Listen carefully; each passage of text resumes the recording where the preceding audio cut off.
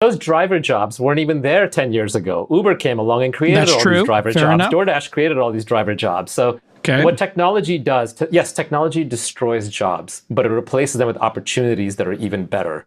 And then either you can go capture that opportunity yourself, or an entrepreneur will come along and create something that allows you to capture those opportunities. AI is a productivity tool. It increases the productivity of a worker. It allows them to do more creative work and less repetitive work. As such, it makes them more valuable.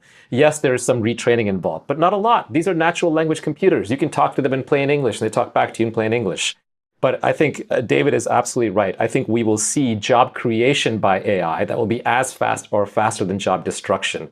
You saw this even with the internet. Like YouTube came along. Look at all these YouTube streamers and influencers. That didn't used to be a job. New jobs, really opportunities, because job is a wrong word. Job implies someone else has to give it to me, and it's sort of like they're handed out. It's a zero-sum game. Forget all that. It's opportunities.